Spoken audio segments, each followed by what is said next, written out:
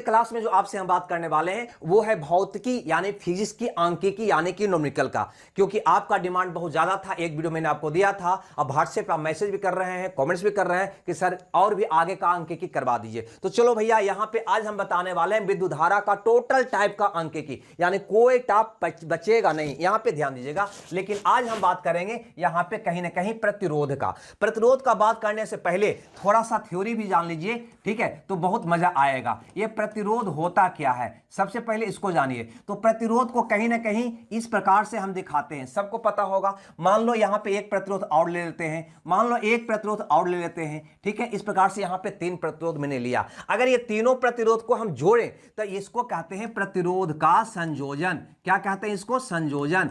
ये संयोजन जो होता है दो तरह से किया जाता है। प्रतिरोध को दो तरह से भैया जोड़ा जाता है, यहां पे हम समझा रहे हैं, गौर से समझिएगा। पहला जो होता है वो श्रेणी क्रम में जोड़ा जाता है, और दूसरा संयोजन जो होता है वो समानांतर क्रम में होता है। क्या होता है? समानांतर क्रम या पार्श्वबद्ध भी कहते हैं इसको, ठीक है। ये दो ढंग से हम प्रतिरोध को जोड़ते हैं। श्रेणी क्रम में किस प्रकार से जोड़ा जाता है, गौर फरमाइएगा। यहां पे जब पहला प्रतिरोध का दूसरा सिरा दूसरे प्रतिरोध के पहले सिरे से, और दूसरा प्रतिरोध का दूसरा सिरा तीसरे प्रतिरोध के पहले सिरे से, तीसरा का दूसरा सिरा चौथे के पहले से, यानी कहीं ना कहीं मान लो ये पहला प्रतिरोध आपका है R1 प्रतिरोध है, तो इसका दूसरा सिरा दूसरे प्रतिरोध के पहले सिरे से, दूसरे प्रतिरोध के पहले सिरे से, इस प्रकार से इसका दूसरा सिरा, इसका दूसरा सिरा इसका पहले से, और दूसरा का दूसरा सिरा तीसरे के भैया पहले से, तीसरे के पहले से, ऐसे अगर जोड़ा जाए तो यह कहलाता है कहीं ना कहीं श्रेणी क्रम में जुड़ा हुआ प्रतिरोध, ठीक है। आगे अगर इसका दूसरा सिरा चौथे के पहले से, क्लियर है, तो यह कहलाएगा श्रेणी क्रम में। अब यहां पे एक बात सोचना यह है कि अगर यहां से कोई धारा आप देंगे तो तीनों प्रतिरोध से होकर जाएगा, तो तीनों मिलाकर कुल कितना प्रतिरोध उत्पन्न होगा, जिसको कहेंगे ये तीनों के बराबर तुल्य प्रतिरोध। तीनों के बराबर तुल्य प्रतिरोध, यहां पे ध्यान से समझिएगा, तुल्य प्रतिरोध। ये तुल्य प्रतिरोध का मतलब हमें लगता है कि आप समझ रहे होंगे, थोड़ा सा ऊपर कर देते हैं भैया, थोड़ा सा, है ना। ये तीनों मिलाकर, ये तीनों प्रतिरोध से धारा जाएगा तो कुल मिलाकर कितना प्रतिरोध उत्पन्न होगा, तो उसी को कहेंगे तुल्य प्रतिरोध, जिसको इंडिकेट भैया हम R से करेंगे, जिसको इंडिकेट भैया हम R से करेंगे। ये R बराबर होगा तीनों का योग। क्या होगा? तीनों का योग। गौर से समझिएगा, तीनों का क्या होगा? योग होगा।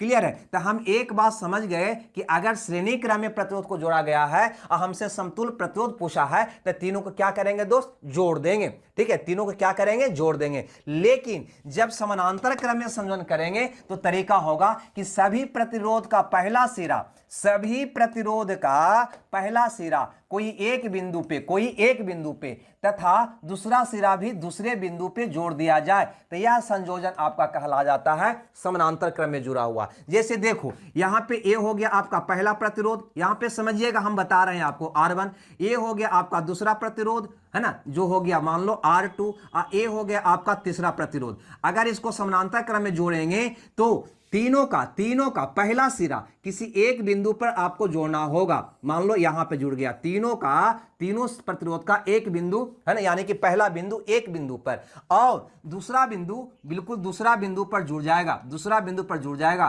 तो ऐसे संयोजन को हम कहते हैं समानांतर क्रम में। ऐसे जब धारा बहेगा तो अंतिम में यहां धारा निकलेगा, और यहां से आने के बाद तीन भाग में धारा बच जाएगा, और फिर यहां से बिल्कुल ऐसे होकर, है ना, जाएगा, फिर एक धारा बन के निकलेगा। यानी ये तीनों मिलकर कुल कितना प्रतिरोध उत्पन्न करेगा, है ना, वो कहलाएगा यहां पे समतुल्य प्रतिरोध। यदि दोस्त यहां पे भी अगर समतुल्य यानी कि इसका तुल्य प्रतिरोध R हो, प्रतिरोध क्या हो? R हो, तो ये R का मान क्या होगा? यहां तो R का मान तीनों का योग हुआ, यहां पे R का मान क्या होगा? तो याद रखना दोस्त, यहां पे R का मान निकालने के लिए बिल्कुल ऐसे जोड़ना होता है ना, 1/R बराबर, है ना, 1/R1 plus 1/R2 plus 1/R3। ये फॉर्मूला से आपको यहां पे निकलेगा। कैसे होता है ये हम नहीं बताएंगे, इसीलिए क्योंकि हम आपको आंकिकी बता रहे हैं यहां पे, ठीक है। अब यहां पे एक चीज और, इतना जान ही लिए हैं तो जान लेंगे, ये प्रतिरोध का जो मात्रक होता है दोस्त, यहां पे ध्यान दीजिएगा,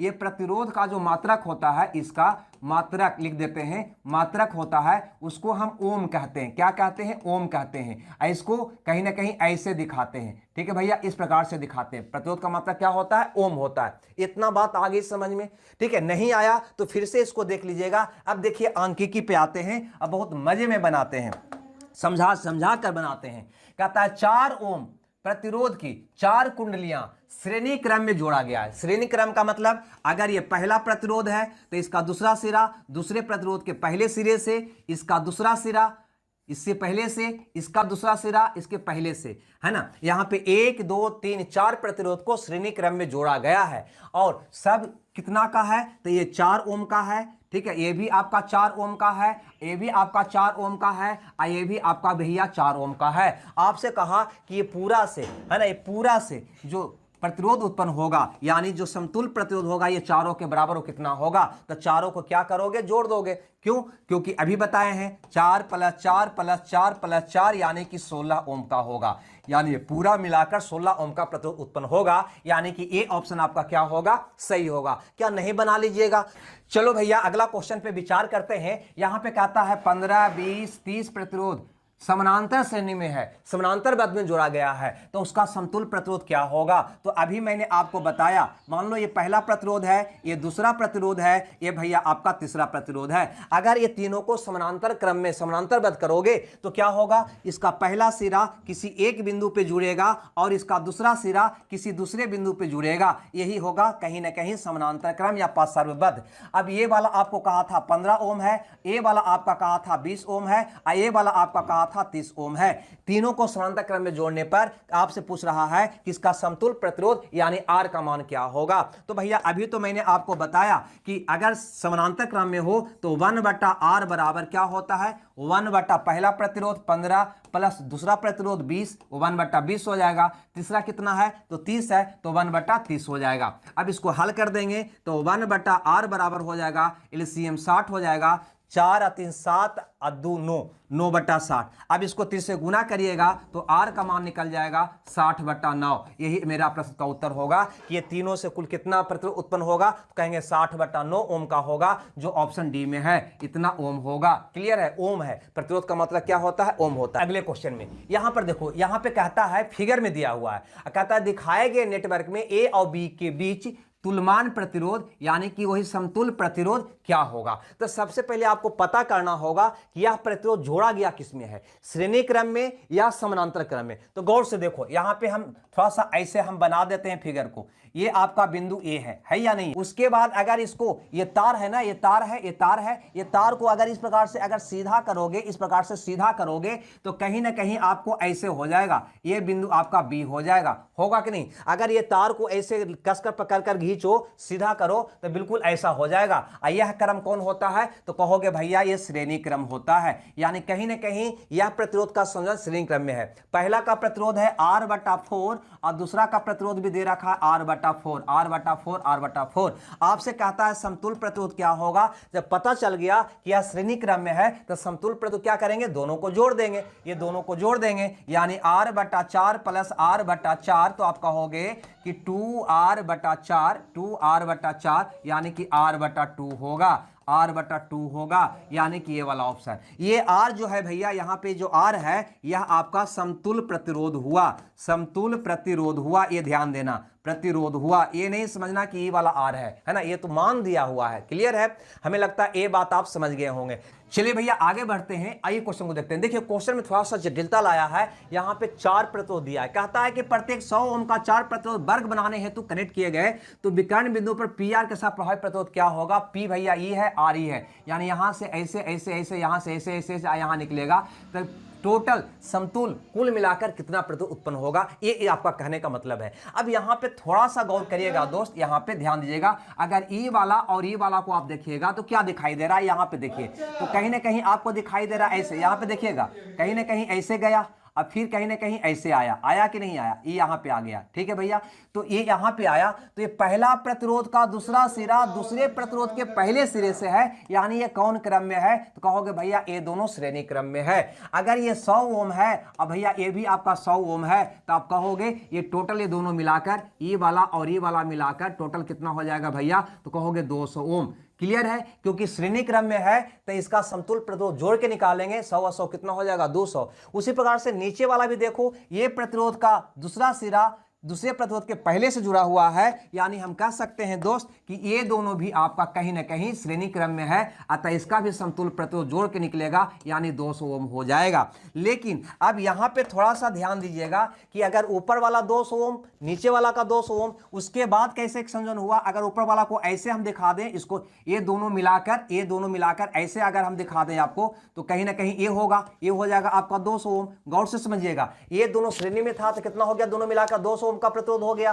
और नीचे भी उसी प्रकार से हो गया, कितना का भैया, तो कहोगे 200 ओम का नीचे भी हो गया। कहो कैसे, तो कहोगे भैया ये दोनों मिलाकर श्रेणी क्रम में था तो 200 हो गया, है ना। ये आपका पी था, ये आपका आर था, यहीं से आपको निकालना था प्रभावी पी आर पर। तो क्या करोगे, अब इसको कैसे समतुल्य प्रतिरोध निकालोगे, तो कहोगे 1/r बराबर 1/200 प्लस 1/200, 1/200 प्लस 1/200, क्योंकि समानांतर क्रम में हो गया ना ये, तो समानांतर क्रम में हो गया तो ऐसे निकलेगा। तो आप कहिएगा इसको इस प्रकार से कि 1/r बराबर 2/200, इसको काटिएगा दोस्त तो कहिएगा 100 बार में कट जाएगा, यानी कहीं ना कहीं r का मान आपका 100 ओम हो जाएगा, यानी समतुल्य प्रतिरोध आपका 100 ओम होगा, यानी आपका ऑप्शन भैया ए सही हो जाएगा। क्लियर है, हमें लगता है ये बात आप समझ गए होंगे। देखो सारे जटिल क्वेश्चन आपको लाने का हम प्रयास किए हैं। अब क्वेश्चन नंबर 6 को अगर देखोगे तो आपको साफ साफ दिखाई दे रहा होगा कि ये आपका 2 ओम है, लेकिन ये दोनों कहीं ना कहीं समानांतर क्रम में जुड़ा हुआ है, ये दोनों कहीं ना कहीं समानांतर क्रम में जुड़ा हुआ है, तो इसका समतुल्य प्रतिरोध कहीं ना कहीं निकलेगा 1/r बराबर